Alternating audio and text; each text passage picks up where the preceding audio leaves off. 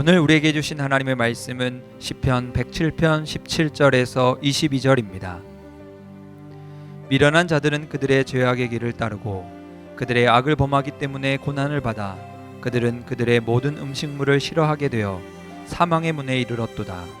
이에 그들이 그들의 고통 때문에 여호와께 부르짖음에 그가 그들의 고통에서 그들을 구원하시되 그가 그의 말씀을 보내어 그들을 고치시고 위험한 지경에서 건지시는도다.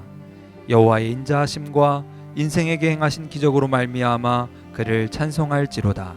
감사제를 드리며 노래하여 그가 행하신 일을 선포할지로다. 오늘 우리에게 주신 하나님의 말씀입니다. 성도 여러분, 밤새 평안하셨습니까? 오늘도 하나님의 돌보심으로 건강하고 또 행복한 한날이 되시기를 주의 이름으로 축복합니다. 오늘은 감사의 이유라는 제목으로 이 새벽에 하나님의 말씀을 나누려고 합니다. 여러분, 어제 아침에 제가 오늘 하루를 살면서 10번만 감사의 말을 해보자 라고 제안을 드렸었는데 어떻습니까? 어제 하루 생활하시면서 감사하다는 고백을 10번 이상 해보셨는지요?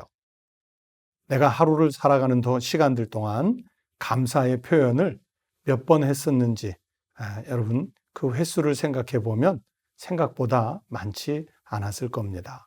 그러나 우리 성도들이 입을 열어 감사, 마음으로 감사, 생활의 모든 삶의 자리에서 감사할 수 있는 믿음의 성도들이 꼭 되시기를 바랍니다.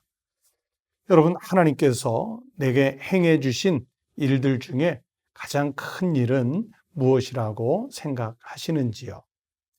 하나님께서 우리를 위해서 행하신 일들을 가만히 되돌아보면 정말 헤아릴 수 없을 만큼 많습니다. 무수하다는 표현이 옳을 것입니다. 저는 찬송가 23장의 가사를 떠올려 보았습니다. 만입이 내게 있으면 그 입 다 가지고 내 구주 주시는 종을 다 찬송하겠네.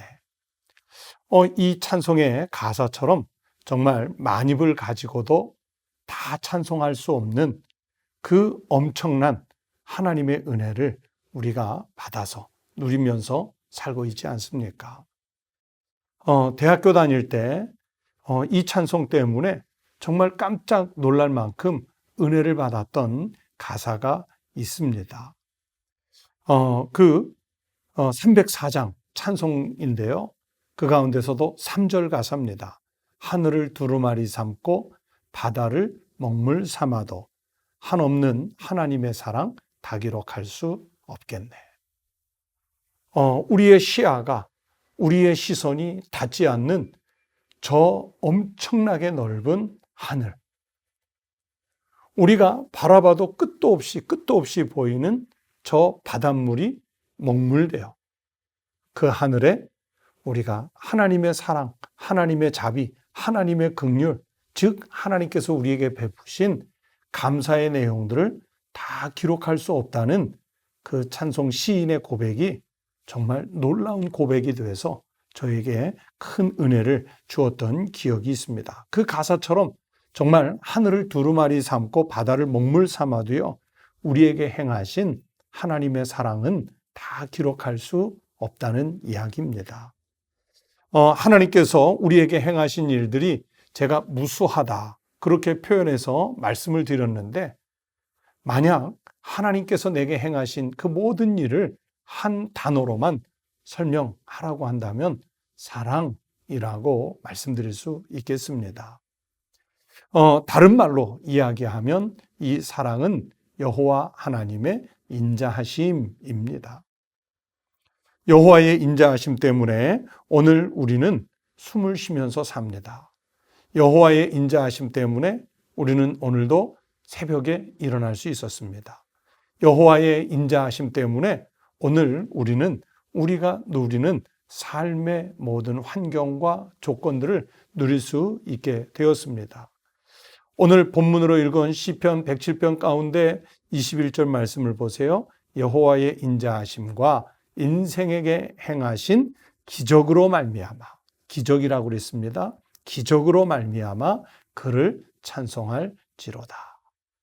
하나님이 우리에게 베푸신 그 사랑, 여호와의 인자하심은 이 시인의 고백처럼 분명 기적인 줄로 믿습니다.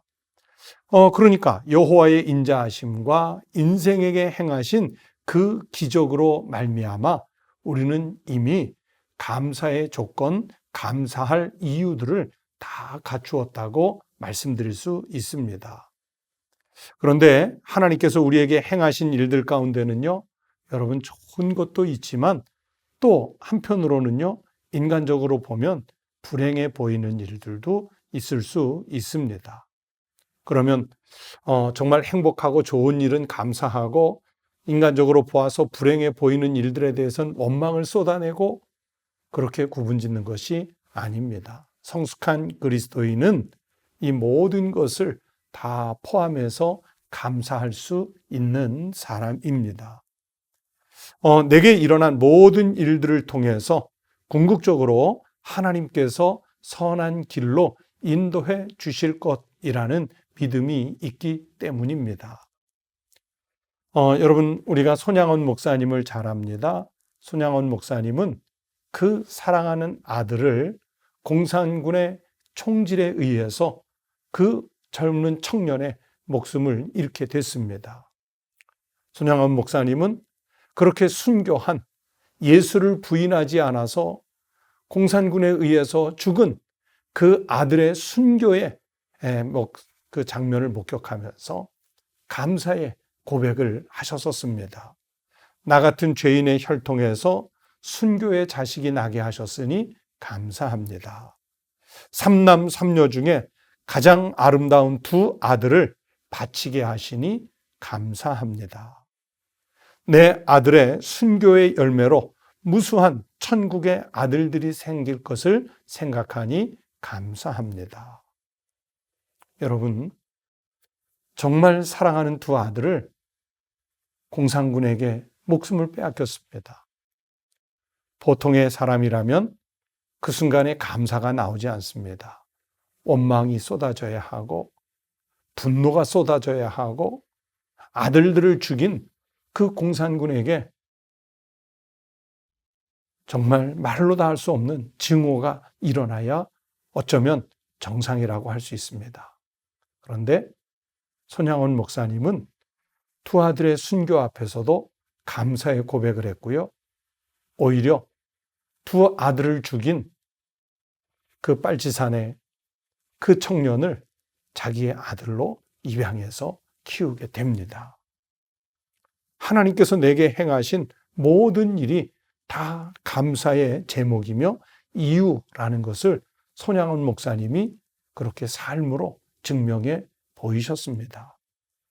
우리가 손양원 목사님 같은 온전한 성자가 될 수는 없을지언정 오늘 우리가 누리며 살고 있는 모든 환경에 감사할 수 있는 성도가 되시기를 바랍니다.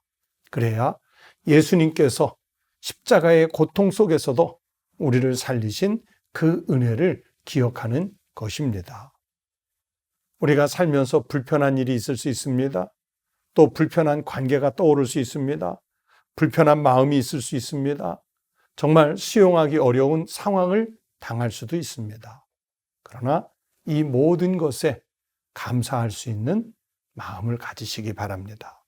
그리고 만나는 이들에게 내가 예수 그리스도를 믿고 특별히 주님의 십자가 때문에 변화된 심령의 삶을 살아가는 것을 감사로 표현할 수 있는 믿음의 성도들이 되시기를 바랍니다. 오늘은 어떤 일에 감사하시겠습니까? 오늘은 몇 번을 감사하시겠습니까? 모든 일에, 즉 범사에 감사하여 오늘 내가 사는 일이 인생에게 행하신 하나님의 기적을 맛보는 날이 되시기를 주의 이름으로 축복합니다. 기도하겠습니다. 하나님 아버지 감사합니다. 우리는 형통하고 평안하고 편안하고 좋은 일을 만나면 감사하지만 그러나 내가 견딜 수 없는 불편함 또는 분노, 증오 등이 일어나면 원망부터 쏟아내는 참 미성숙한 그리스도인이었음을 고백합니다. 하나님, 주님께서 우리에게 성경을 통해 말씀하신 대로 여호와 하나님께서 우리를 향해 베푸신 인자하심, 여호와 하나님께서 우리를 위하여 베풀어 주신 그 모든 일들이 기적이라는 고백을 하고 하루의 삶 가운데, 매 순간의 삶 가운데 감사의 고백이 끊이지 않는 저희들이 되게 하여 주시옵소서.